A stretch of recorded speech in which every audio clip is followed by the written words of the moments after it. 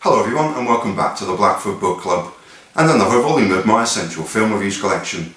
Welcome back everyone, thank you so much for being there. Well, wish me luck. This is Pulp Fiction. Pulp 1. A soft, moist, shapeless mass of matter. 2. A magazine or book containing lurid subject matter and being characteristically printed on rough, unfinished paper. Where do you start when describing Pulp Fiction, especially with as few spoilers as possible? 3 distinct stories spread across 7 interweaving narratives. A fractured timeline connecting some of the finest created characters of our age. A neo-noir or American noir, with some of the most quotable and indeed quoted dialogue in film history.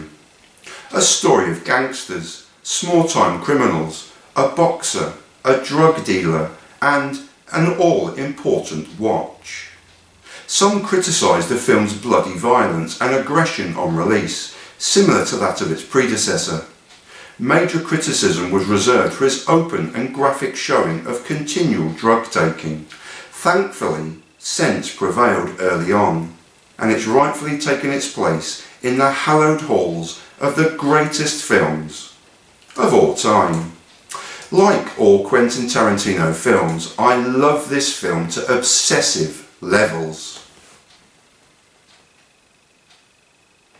18 years on, this shows no signs of abating. Indeed, on re-watching specifically for this article, it took me way beyond the 2.5-hour runtime. Rather than provide a brief premise for the film, I'm going to appraise both the opening scene and the closing scene. Will this not break my minimum spoilers edict? Actually no, as it will provide roughly 5 to 10% of the film's content, and it's a continuation scene of sorts. Tarantino is meticulous with every scene he shoots, and I hope to convey this here. I also hope to convey how it makes me and or the audience feel or react. Prologue. The diner. Beginning with Pumpkin, Tim Roth, and Honey Bunny, Amanda Plummer, and a wide shot of them which is beautifully lit next to the diner window and one of only 4 main camera angles used in the prologue. With a close-up on Plummer, similar close-up on Roth, and a zoom close-up on Roth too, he launches into a tirade against immigrant shop owners who have the temerity to fight back during any robbery. This is preceded by playful, sexual banter, edited quickly between the 2 close-up angle shots, building the tension as the topic of conversation settles on their next robbery. Losing eye contact with each other just once to be corrected that garçon in fact means boy. The split-second interlude breaks the tension and is the first of the film's amusing asides.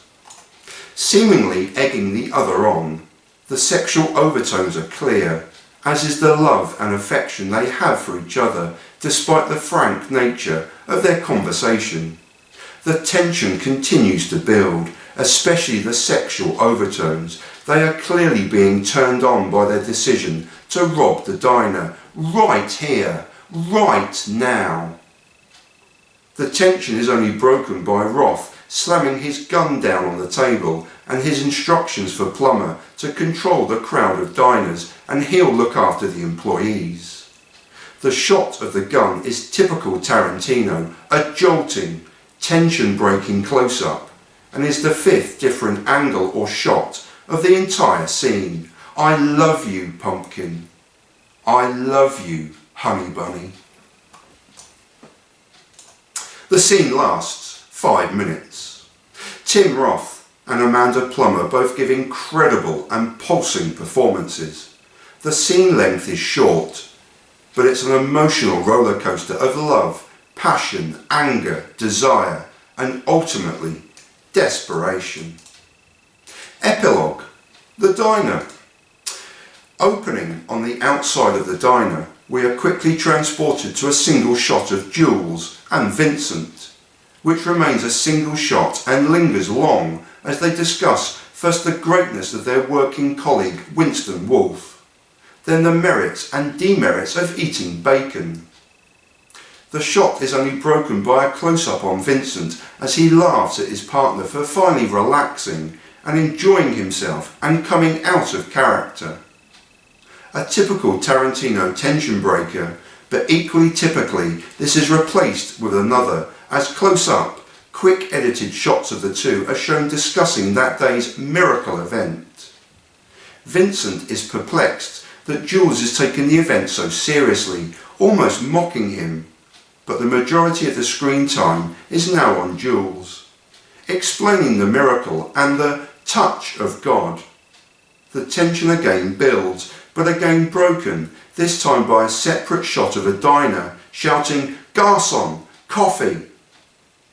Resuming the tension, still with the two close-ups quickly edited against each other, Jules holds court before another tension breaker and the iconic, "If my answers frighten you, Vincent, you should cease asking scary questions."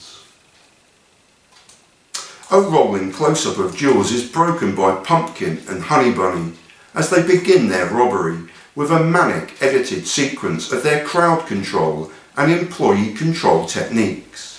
Frantic, aggressive and a typical jolting lurch again from Tarantino. A close-up of the cash register is also typical Tarantino, but is purely scene setting for the finale. Pumpkin, collecting wallets from the diners, is drawn to Jules, the coolest and calmest of all dining patrons. With a rolling close-in shot of Pumpkin, gun pointing at Jules, he demands both his wallet and the infamous briefcase. Only broken by occasional flash shots of the diner manager or Honey Bunny, the focus is now on two close-in shots of Pumpkin and of a calm Jules, completely at ease with having a gun pointing at him. The briefcase is opened and whilst distracted, Jules reverses the roles, now with gun pointing directly at Pumpkin, a single shot, never losing eye contact. He screams at Honey Bunny, gradually reducing the scream to a stern command, to a gentle, almost whisper. Still with eyes fixed on Pumpkin, but talking quietly to Honey Bunny. Jules is now both holding court and in complete control. Another tension breaker. Talking quietly, he requests everyone to be cool, and with yet another pop culture reference, this time to Happy Days, Jules states, "We're going to be like three little Fonzies here." Now seated, Pumpkin still has a gun pointing directly at him. Honey Bunny on a table with a gun pointing at Jules, with Jules still talking to Honey Bunny but never taking his eyes away from Pumpkin. The tension has dropped as Jules has taken control. However, a typical Tarantino style of a Mexican standoff is very evident between the three. This is heightened further as the three become four as Vincent returns from the toilet. Any dialogue now is never directed at the person intended. Jules talking, but with eyes fixed on Pumpkin. When Pumpkin talks, his eyes never waver from Jules.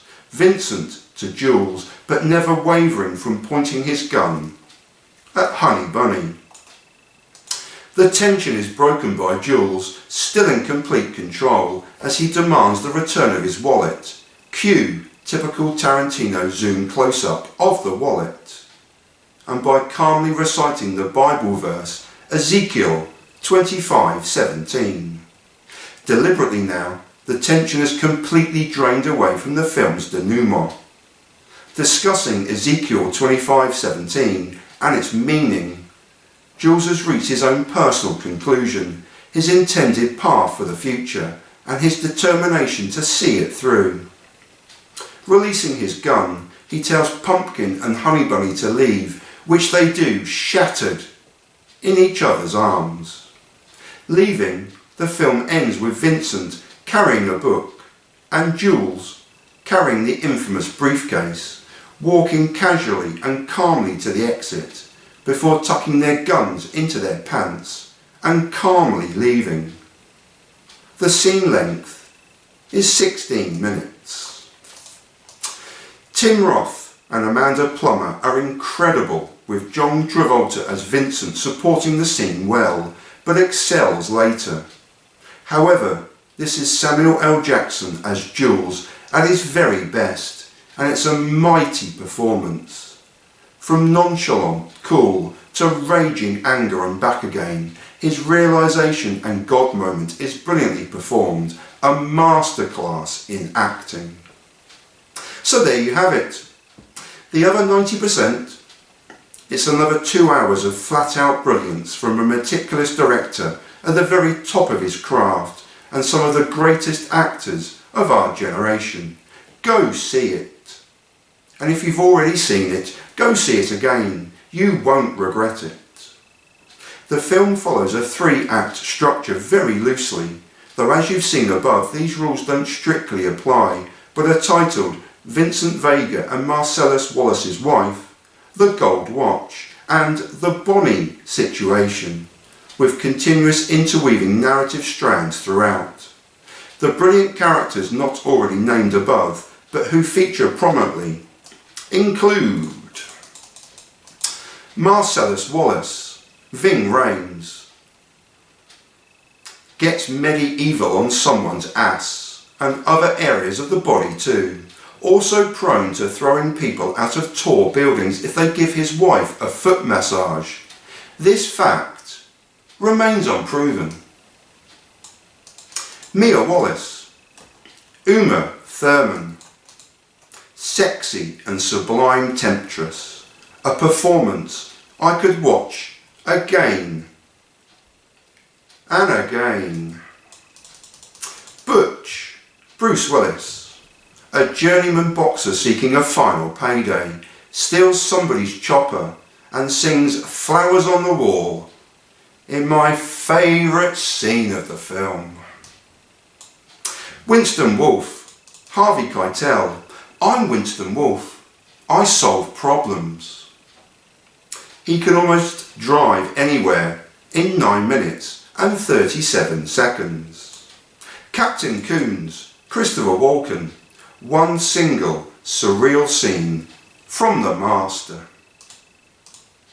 There are numerous key supporting cameo performances throughout, including Lance, Eric Stoltz, Zed, Peter Green, Jodie, Rosanna Arquette, Fabienne, Maria Di Medeiros, Buddy Holly, Steve Buscemi, Brett, Frank Whaley, Esmeralda Villalobos, Angela Jones, and Quentin Tarantino himself as Jimmy. The soundtrack is a joy all of its own. No musical score to speak of, more an eclectic mix of 60s and 70s tracks from Tarantino's own collection.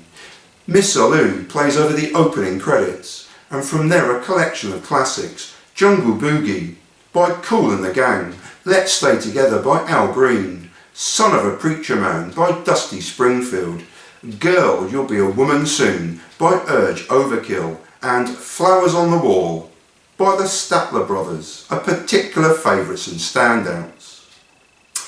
Although I've only concentrated on the prologue and epilogue, there is a 2-hour masterpiece from Quentin Tarantino in between. I've tried to keep spoilers to a minimum, but moreover tried to critique the director's genius in just 2 small narratives. 18 years on, this modern classic remains as fresh, invigorating and challenging as it's always been.